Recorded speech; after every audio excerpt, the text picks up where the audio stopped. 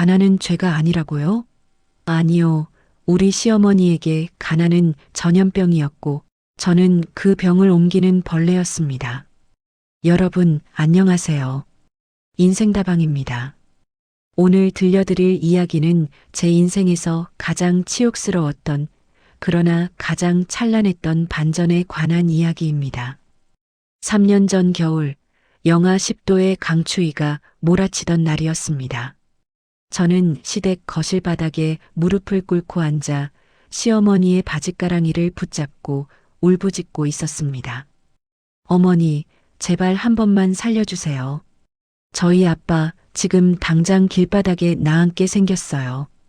당뇨 때문에 발가락도 잘 안 움직이시는 분인데 딱 3천만 원만 빌려주시면 제가 평생 이 집종으로 살면서 갚을게요. 제발요 어머니. 제 처절한 애원에도 시어머니의 표정은 미동도 없었습니다. 오히려 귀찮다는 듯 차가운 김이 서린 찻잔을 들어 올리시더니 그대로 제 얼굴에 끼얹으셨죠. 어디서 비린내 나는 입을 놀려? 가난은 전염병이야. 내 아들 인생까지 좀먹게 둘 순 없다. 당장 나가서 내 애비랑 길바닥에서 얼어 죽든 말든 알아서 해. 내 눈앞에서 그 천박한 눈물 치우지 못해? 얼굴을 타고 흘러내리는 미지근한 찬물보다 더 차가웠던 건 그분의 눈빛이었습니다. 저는 그날 결심했습니다. 이 여자를 죽이고 나도 죽겠노라고. 하지만 여러분, 인생은 참으로 알 수 없는 법입니다. 그로부터 3년 뒤, 저는 그분을 어머니라 부르며 오열하게 될 줄은 꿈에도 몰랐으니까요. 제 고향은 남해의 작은 어촌 마을이었습니다. 그곳의 공기는 늘 짭조름한 소금기와 비릿한 생선 냄새로 가득했죠. 제 아버지는 그 척박한 바다를 터전 삼아 평생을 시장 바닥에서 보내셨습니다. 새벽 4시 남들이 단잠에 빠져 있을 때 아버지는 고무장화를 신고 차가운 시장 바닥으로 나서셨습니다. 고등어 핏물에 젖은 앞치마와 소금기에 절어 쩍쩍 갈라진 손마디, 그리고 옷 사이사이에 깊게 배어든 생선 비린내. 그것은 제 아버지의 살냄새이자 저를 키워낸 숭고한 훈장이었습니다. 아버지는 그 비린내 나는 손으로 제 대학 등록금을 마련하셨고 서울로 떠나는 딸의 가방 속에 꼬깃꼬깃한 쌈짓돈을 넣어주셨습니다. 그 덕분에 저는 번듯한 대기업에 취직했고 그곳에서 지금의 남편 민수 씨를 만났습니다. 남편은 소위 말하는 강남의 금수저였습니다. 건설회사 집안의 외아들로 태어나 부족함 없이 자란 사람. 처음 남편을 제 고향 집에 데려가 인사를 시키던 날을 잊지 못합니다. 아버지는 사위 될 사람이 온다는 소식에 새벽부터 시장 일을 일찍 접고 돌아와 평생 한 번도 써본 적 없는 비싼 비누로 손을 5-6번이나 씻고 또 씻으셨습니다. 혹여나 금지옥엽 키운 딸에게 자신의 비린내가 배어 흠이 될까봐 아버지는 당신의 살같이 벌겋게 부어오를 때까지 손을 문지르셨습니다. 우리 영애 정말 귀한 아이일세. 내가 배운 건 없어도 이 아이 하나만큼은 세상 누구보다 깨끗하고 맑게 키웠네. 부디 내 딸을 예쁘게 봐주시게. 아버지는 떨리는 손으로 남편의 손을 꼭 잡으며 그렇게 부탁하셨습니다. 하지만 그때 저는 보았습니다. 남편이 아버지의 거친 손을 잡으며 아주 찰나의 순간 미세하게 인상을 찌푸리며 코끝을 실룩이던 그 표정을요. 그때 저는 돌아서야 했을까요? 진정한 비극은 상견례 자리에서 시작되었습니다. 최고급 일식집의 정갈한 룸, 그 숨. 막히는 정적 속에서 시어머니는 실크 한복을 차려입고 얼음처럼 차가운 미소를 짓고 계셨습니다. 아버지는 가장 좋은 양복을 빌려 입고 나오셨지만 평생 시장 바닥을 구르던 투박한 자태는 감춰지지 않았습니다. 아버지는 예의를 갖추기 위해 당신이 시장에서 가장 좋은 놈들로만 골라 정성껏 포장해온 전복 상자를 시어머니 앞에 내밀었습니다. 사돈 어른, 변변치 않지만 제 정성입니다. 우리 영애 잘 부탁드립니다. 하지만 시어머니는 그 상자를 쳐다보지도 않은 채 들고 있던 명품 손수건으로 코끝을 살짝 가리며 말씀하셨습니다. 사돈 어른, 이런 건 우리 집게도 안 먹으니 그냥 가져가시죠. 그리고 영애야, 너는 우리 집에 들어오는 순간 내 과거는 다 지워라. 그 천한 시장통 냄새, 내 집안 근처에도 풍기지 말란 말이야. 너희 집 수준의 내 아들이 과분한 건 내가 제일 잘 알 테니까. 결혼 생활은 창살 없는 감옥이었습니다.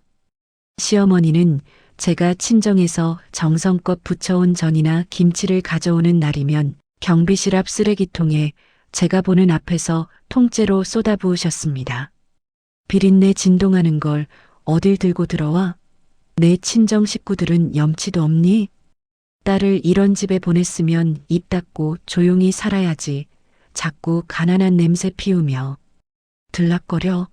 너희 아버지는 딸 팔아서 우리 집 재산이라도 한탕 챙기려던 건 아니겠지? 시어머니는 매일같이 저를 시장통 출신, 근본 없는 것이라 부르며 제 자존감을 난도질했습니다. 무릎을 꿇리고 거실 바닥을 닦게 하는 것은 일상이었고 조금이라도 먼지가 보이면 가난하게 커서 청소할 줄도 모르냐며 제 얼굴에 걸레를 던지기도 했습니다. 가장 가슴 아픈 건 남편의 방관이었습니다. 처음엔 내가 미안해, 엄마가 원래 좀 그래라며 달래주던 남편은 시간이 지날수록 시어머니의 목소리를 빼닮아갔습니다.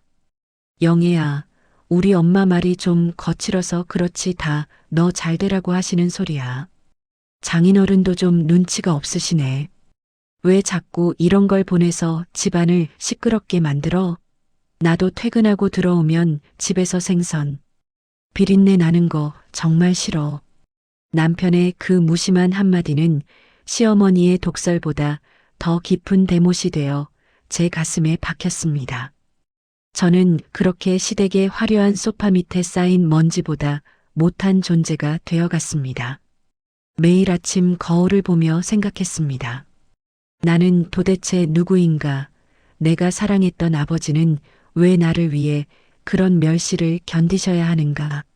제 삶은 이미 바닥까지 닳아 없어진 아버지의 고무장화처럼 구멍이 나 있었습니다. 찬바람이 숭숭 들어오는 그 구멍난 마음을 안고 저는 하루하루를 죽지 못해 살아가고 있었습니다. 하지만 불행은 결코 혼자 오는 법이 없다고 했던가요?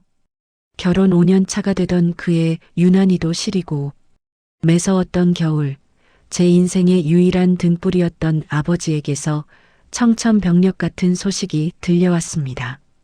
평생을 시장 바닥에서 정직과 신용 하나로 버텨온 아버지가 젊은 시절부터 형제처럼 믿고 의지했던 고향, 친구의 간곡한 부탁을 거절하지 못해 빚보증을 섰던 것이 화근이었습니다.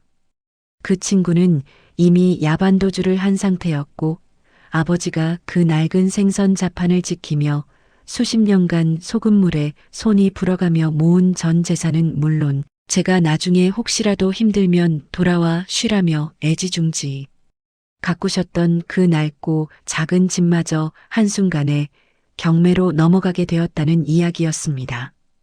전화를 건 아버지의 목소리는 평소의 쾌활함은 온데간데 없고 금방이라도 끊어질 듯 가냘프게 떨리고 있었습니다. 영애야, 미안하다. 이 못난 애비가 내 앞길을 막는구나. 내가 바보 같아서 내 집 하나 못 지키고 이제 갈 곳이 없게 됐어. 그 소리를 듣는 순간 제 심장은 천갈래 만갈래로 찢겨나가는 기분이었습니다. 설상가상으로 아버지는 평소 앓고 계시던 당뇨, 합병증이 악화되어 발가락 끝이 시커멓게 죽어가는 괴사가 진행되고 있었습니다. 당장 입원해서 수술을 받지 않으면 다리를 절단해야 할지도 모른다는 의사의 경고까지 내려진 상태였죠. 저는 눈앞이 캄캄해졌습니다. 지푸라기라도 잡는 심정으로 그날 저녁 남편에게 매달렸습니다. 자기야, 제발 한 번만 도와줘. 우리 아빠 지금 당장 길바닥에 나앉게 생겼어. 수술비도 당장 수천만 원이 필요하대. 우리 이 집 살 때 아빠가 장사하며 평생 모은 돈 5천만 원 보태주셨잖아. 그때 우리한테 그냥 주신 게 아니라 빌려주신 셈 치고 지금 그 돈 좀 돌려주면 안 될까? 하지만 제 말이 끝나기도 전에 남편의 눈빛은 얼음장처럼 차갑게 식어버렸습니다. 남편은 제가 내민 아버지의 진단서를 보지도 않고 소파에 던져버리더군요. 영애야, 너 참 실망이다. 그 돈이 빌려준 거였어? 딸 결혼할 때 주는 혼수였지. 그리고 나 어제 새 차 계약한 거 몰라? 요즘 사업 확장하느라 여유 자금 없어. 장인어른은 왜 그렇게 대책 없이 사셨대? 남의 보증을 왜 서? 내 돈으로 그 빚 못 갚아줘. 괜히 엄마 귀에 들어가게 해서 집안 시끄럽게 하지 마. 남편의 그 비겁하고 무책임한 뒷모습을 보며 저는 깨달았습니다. 이 화려한 집구석에 내 편은 단 한 명도 없다는 것을요. 결국 저는 마지막 자존심마저 버리고 시어머니의 발치에 엎드렸습니다. 그분 앞에 무릎을 꿇고 차가운 대리석 바닥에 머리를 찌우며 울부짖었습니다. 어머니, 제발 한 번만 살려주세요. 제가 평생 이 집의 노예가 되어도 좋고 평생 밥만 먹고 일만 해도 좋습니다. 저희 아버지 수술만 받게 해주세요. 제발요 어머니. 제 통곡 소리가 거실 가득 울려 퍼졌지만 시어머니는 단아하게 한복을 차려입고 앉아 그저 찻잔 속에 담긴 찬물만 흔들고 계셨습니다. 그러다 갑자기 그분은 제 얼굴을 향해 차가운 김이 서린 찬물을 그대로 끼얹으셨습니다. 어디서 그 더러운 입으로 돈 이야기를 꺼내. 가난은 전염병이야. 내 아들 인생까지 좀먹게 둘 순 없다. 당장 나가서 내 애비랑 길바닥에서 얼어 죽든 말든. 알아서 해. 내 눈앞에서 그 천박한 눈물 치우지 못해? 시장통 것들은 이래서 안 된다니까. 기회만 있으면 빨대 꽂으려고 들지. 얼굴을 타고 흘러내리는 미지근한 찬물과 제 가슴을 후벼 파는 그 잔인한 선언. 저는 그날 제 영혼이 완전히 바닥으로 추락하는 소리를 들었습니다. 그날 밤 저는 비틀거리며 한강 다리 위를 걸었습니다.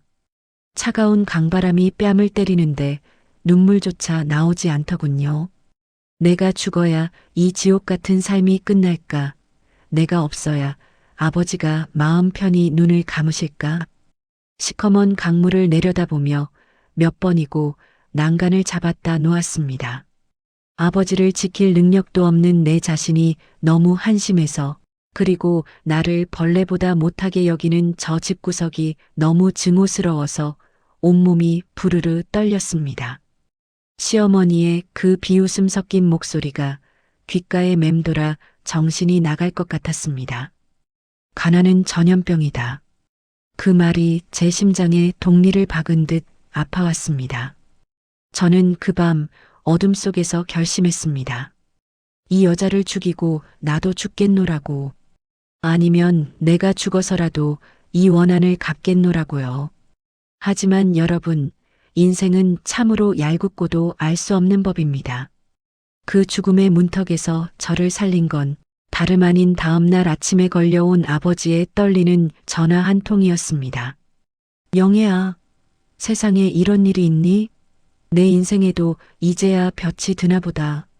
전화기 너머로 들려오는 아버지의 거친 숨소리와 떨림은 어제 보았던 그 절망적인 노인의 것이 아니었습니다. 아버지는 숨을 헐떡이며 말씀을 이어가셨습니다. 예전에 내가 시장 바닥에서 장사할 때 미천이 없어서 나앉게 생긴 김 사장이라는 양반 기억나니? 내가 그때 전세금 빼서 빌려줬던 그 양반 말이다. 그 양반이 자수성가해서 나타났어. 이자를 쳐서 갚겠다며 시내에 아주 번듯하고 깨끗한 30평짜리 빌라를 내 명의로 사줬단다. 등기까지 다 끝났어. 영애야, 내 수술비도 그 양반이 병원에 다 결제해줬단다. 이제 걱정하지 마라. 저는 제 귀를 의심했습니다. 김 사장이라니요. 아버지가 30년 넘게 장사하시며 수많은 사람을 도왔다는 건 알았지만 이 타이밍에 그런 기적 같은 인연이 나타나 집을 사주고 수술비까지 냈다는 게 상식적으로는 도저히 믿기지 않았습니다. 하지만 당장 아버지가 머물 곳이 생겼고 다리를 자르지 않아도 된다는 안도감이 모든 의구심을 집어삼켰습니다. 저는 전화를 끊고 길바닥에 주저앉아 목 놓아 울었습니다. 하늘이 도우셨구나. 정말 부처님이 나를 불쌍히 보셨구나. 그렇게 아버지는 기적적으로 재기하셨지만 시댁에서의 제 삶은 더욱 처참한 나락으로 떨어졌습니다. 아버지의 소식을 들은 시어머니는 축하는커녕 더 잔인한 의심의 눈초리를 보내셨습니다. 가난한 것들은 운도 좋지.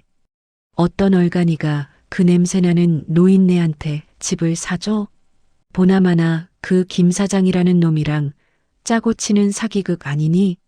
아니면 영애 내가 우리 아들 몰래 몸이라도 판 거야? 그것도 아니면 우리 집 돈 빼돌린 거 아냐? 시어머니는 저를 도둑 취급하며 감시의 고삐를 늦추지 않으셨고 그날 이후 저는 이 집의 며느리가 아니라 이름 없는 유령으로 살았습니다. 매일 아침 5시면 일어나 시댁 식구들의 셔츠를 칼같이 다리고 손가락 끝이 부르터 피가 날 정도로 걸레질을 했습니다. 조금이라도 실수를 하면 시장통 출신이라 근본이 없다. 천한 피는 속일 수 없다는 비난이 쏟아졌고 저는 그 모든 모욕을 아버지의 안위를 위해 삼키고 또 삼켰습니다. 남편은 그런 저를 보며 우리 엄마 비위 맞추는 게 내 일이야라며 비웃었고 저는 그렇게 3년이라는 긴 시간을 살얼음판 위를 걷듯 버텨냈습니다. 그러던 어느 날 절대로 무너지지 않을 것 같던 거대한 바위 같던 시어머니가 거실 한복판에서 쓰러지셨습니다. 진단명은 뇌졸중 초기. 천만다행으로 생명에는 지장이 없었지만 오른쪽 몸에 마비가 오면서 거동이 불편해지셨습니다. 남편은 회사 일이 바쁘고 집안 체면이 있으니 간병인을 쓰자고 했지만 시어머니는 병상에서도 고집을 꺾지 않으셨습니다. 간병인은 내 물건 훔쳐가고 딴짓만 해. 영애 내가 와서 수발 들어라. 내가 이 집에 들어와서 한 게 뭐가 있니? 먹여주고 재워줬으면 이럴 때라도 밥값을 해야지. 결국 저는 직장에 휴직계를 내고 지옥 같은 병원 생활을 시작했습니다. 어머니는 병실에서도 저를 종 부리듯 괴롭혔습니다. 소변통을 비울 때마다 코를 쥐며 비린내 나는 손으로 만지지 말라고 소리를 지르셨고 밤새 잠도 자지 못하게 물을 떠오라, 다리를 주물러라 시키셨죠. 그러던 보름째 되던 날 오후였습니다. 시어머니가 정밀 검사를 받기 위해 검사실로 실려가시고 병실에 혼자 남게 된 시간, 창밖으로는 붉은 노을이 길게 들이우고 있었습니다. 저는 병원비 결제를 위해 시어머니의 낡은 가죽 가방을 열었습니다. 평소 어머니가 목숨처럼 아끼며 남편조차 손대지 못하게 했던 아주 오래되었지만 기품 있는 악어 가죽 가방이었습니다. 지갑을 찾으려 가방 안쪽 비밀 주머니를 뒤지던 제 손에 묵직하고 빳빳한 서류 봉투 하나가 잡혔습니다. 무심코 꺼내본 그 서류의 첫 장, 그 상단에 박힌 글자를 보는 순간 제 심장은 그대로 멎어버리는 줄 알았습니다. 부동산 매매 계약서 마이너스 매수인 김판석, 바로 저희 아버지의 성함이었습니다. 제 손은 사시나무 떨듯 떨렸고 눈앞이 하얗게 번졌습니다. 계약 날짜는 3년 전 아버지가 기적처럼 집을 구했다며 울먹이던 바로 그날이었습니다. 저는 홀린 듯 서류를 더 깊숙이 뒤졌습니다. 그 안에는 매매 대금 영수증뿐만 아니라 제 남편인 민수 이름으로 된 상속 포기 각서와 채무 이행 확인서가 줄줄이 딸려 나왔습니다. 서류의 내용은 실로 충격적이었습니다. 제 남편은 결혼 전부터 이미 도박과 주식 투자 실패로 시어머니 몰래 수억 원의 빚을 지고 있었고, 시어머니는 그 빚을 대신 갚아주는 조건으로 남편에게 잔인할 정도의 조건을 걸어두셨던 겁니다. 처가의 일에 단 한 푼도 참견하지 말 것, 영예를 무시하거나 이혼을 요구할 시 모든 상속권을 박탈하고 빚을 당장 회수할 것, 그리고 그 서류 더미 맨 밑바닥에서 낡고 꼬깃꼬깃하게 접힌 편지 한 장이 제 눈으로 굴러 떨어졌습니다. 그것은 시어머니가 저에게 혹은 자신에게 남긴 처절한 고백이었습니다. 그 낡고 꼬깃꼬깃한 편지지를 펼치는 순간 병실 안의 공기는 마치 멈춘 듯 정적에 휩싸였습니다. 종이 위에는 세련된 서체와는 거리가 먼 투박하고 거친 시어머니의 필체가 빼곡히 들어차 있었습니다.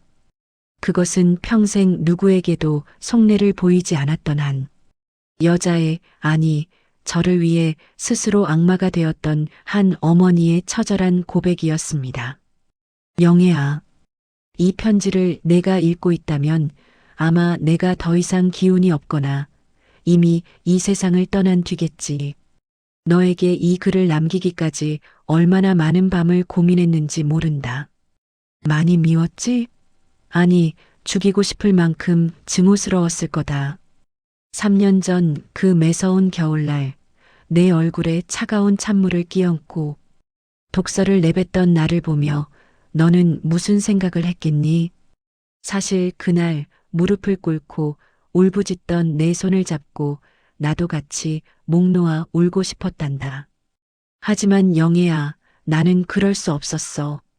나도 너처럼 가난한 집 딸로 이 집에 시집 와서 평생을 사람 취급 못 받고 살았던 여자니까. 내 시어머니는 나에게 겉으로는 인자한 척, 천사 같은 척 하셨지. 하지만 뒤로는 우리 친정 부모님에게 푼돈 몇 푼 쥐어주며 그들을 매수했고 그 대가로 나를 평생 당신 손아귀에서 조종하셨단다. 나는 그 돈 때문에 고개를 들지 못했고 내 부모가 저지른 염치 없는 행동 때문에 이 집의 노예로 살아야 했어. 내 아들 민수, 내 배로 낳은 자식이지만 참으로 못난 놈이다. 지 아비를 닮아 이기적이고 돈 없는 사람은 사람 취급도 안 하는 그런 놈이지. 내가 만약 너에게 다정하게 대하고 대놓고 내 친정을 도와줬다면 어떤 일이 벌어졌을 것 같니? 민수는 평생 너를 우리 엄마가 돈 들여 사온 여자 취급하며 내 자존감을 짓밟았을 게다. 내가 조금이라도 큰 소리를 치면 너희 집 도와준 돈 내놓으라며 너를 협박하고 무시하며 살았겠지. 나는 내 며느리가, 내가 아끼는 영애, 내가 나처럼 비참하게 사는 꼴을 도저히 볼 수가 없었어. 그래서 내가 악역을 자처하기로 했다. 내가 세상에서 가장 지독한 시어머니가 되어 너를 몰아세워야 내가 독해지고 강해질 수 있었으니까. 내 남편 놈에겐 처가에 돈 한 푼이라도 쓰면 내 재산은 국물도 없다고 엄포를 놨고 뒤로는 내 평생의 비자금을 털어 내 아버지 집을 샀다. 내가 빌어서 얻은 집이 아니라 내 아버지가 능력이 있어 받은 집으로 꾸며야 내가 민수 앞에서도 그리고 내 앞에서도 당당하게 고개를 들 수 있으니까. 그래야 내가 이 험한 집구석에서 주인이 되어 살아남을 수 있었어. 영애야, 너는 나처럼 살지 마라. 모진 시어머니 만나 고생 많았다. 이제는 내 아들 앞에서도 어깨 펴고 살아라. 너는 이제 기댈 곳 있는 여자고 내 아버지를 지켜낸 자랑스러운 딸이니까. 미안하다, 영애야. 그리고 고맙다. 못난 시험이 수발드느라 고생하는 내 손이 차마 미안해서 눈을 뜰 수가 없구나. 편지를 읽어 내려가는 내내 저는 비명조차 지르지 못하고 꺽꺽 숨죽여 울었습니다. 종이는 제 눈물로 얼룩져 글씨가 번져갔지만 그 속에 담긴 시어머니의 진심은 제 가슴팍을 사정없이 후벼 팠습니다. 제가 증오했던 그 모진 말씀들이 사실은 저를 지키기 위한 방패였다는 걸, 저를 비린내 난다며 밀쳐냈던 그 차가운 손이 사실은 저를 당당하게 세워주려 뒤에서 받쳐주던 가장 따뜻한 손이었다는 걸 저는 왜 이제야 알았을까요? 어머니, 어머니. 저는 병실 바닥에 주저앉아 그 종이를 가슴에 품고 오열했습니다. 저를 벌레 보듯 하던 그 차가운 눈빛이 사실은 저를 사랑해서 뒤집어 쓴 가면이었다는 사실이 믿기지 않았습니다. 얼마 뒤 검사를 마치고 돌아온 시어머니가 휠체어에 몸을 의지한 채 병실 문을 열고 들어오셨습니다. 바닥에 흩어진 서류와 제 엉망이 된 얼굴을 보시더니 어머니는 평소처럼 무뚝뚝하게 혀를 차며 말씀하셨습니다. 거봐라, 너는 애가 그렇게 조심성이 없어서 어디다 쓰겠니? 남의 가방을 왜 함부로 뒤져서 이 사단을 만들어? 눈물 콧물 다 짜고 못생겨가지고 정말 못 봐주겠네. 하지만 어머니의 목소리는 파르르 떨리고 있었습니다. 저는 기어가는 걸음으로 어머니께 다가가 그 깡마른 다리를 붙잡고 통곡했습니다. 어머니, 죄송해요. 정말 죄송해요. 그것도 모르고 제가 어머니를 얼마나 저주했는지 왜 말씀 안 하셨어요? 혼자 그 무거운 걸 다 짊어지고 왜 저를 그렇게 아프게 하셨어요? 어머니는 한참 동안 제 머리를 쓰다듬지 못하고 허공에서 손을 떨다가 이내 제 등을 투박하게 툭툭 치셨습니다. 에휴, 이 바보야. 내가 너 미워해서 그런 거 아니라는 거 이제 알았으면 됐다. 민수놈이 너한테 헛소리하면 언제든 그 집으로 가버려. 그 집 명예 처음부터 내 아버지 거였고 이제 내 거니까. 알겠니? 너는 이제 이 집에서 나랑 똑같이 귀한 사람이다. 그날 이후 저희 고부관계는 완전히 달라졌습니다. 아니, 저희는 이제 고부 사이가 아니라 세상에서 서로를 가장 잘 이해하는 동지이자 모녀가 되었습니다. 시어머니는 퇴원 후 제 친정 아버지를 직접 찾아가셨습니다. 아버지가 장사하시던 시장통에 가서 제일 좋은 생선을 한 바구니 사시며 말씀하셨죠. 사돈 어른, 저번에 보내주신 전복. 사실은 제가 평생 가장 좋아하는 음식입니다. 앞으로 자주 좀 부탁드려도 될까요? 우리 영애랑 같이 자주 놀러 오겠습니다. 아버지는 시어머니의 그 말씀에 영문을 몰라 하시면서도 환하게 웃으며 좋아하셨습니다. 남편 민수는 어머니의 단호한 태도와 바뀐 집안 분위기에 눌려 더 이상 저를 무시하지 못하게 되었고, 이제는 제 눈치를 보며 설거지를 돕는 사람이 되었습니다. 사랑은 때로 가장 아픈 모습으로 우리를 찾아오기도 한다는 것을 저는 이제야 압니다. 여러분, 혹시 지금 여러분을 너무나 힘들게 하는 사람이 곁에 있나요? 그 사람의 모진 말 뒤에 숨겨진 진심이 무엇인지 다시 한번 생각해 보는 건 어떨까요? 어쩌면 그 사람은 여러분을 세상에서 가장 당당한 사람으로 만들기 위해 자신은 평생 미움받는 악역이라는 무거운 짐을 지고 있는 중일지도 모릅니다. 제 시어머니가 그러셨던 것처럼요. 오늘 제 사연이 누군가에게는 따뜻한 위로가, 누군가에게는 잊고 있었던 진심을 깨닫는 시간이 되었길 바랍니다. 지금까지 인생다방이었습니다. 여러분의 인생에도 따뜻하고 찬란한 반전이 찾아오길 응원하겠습니다. 시청해 주셔서 감사합니다.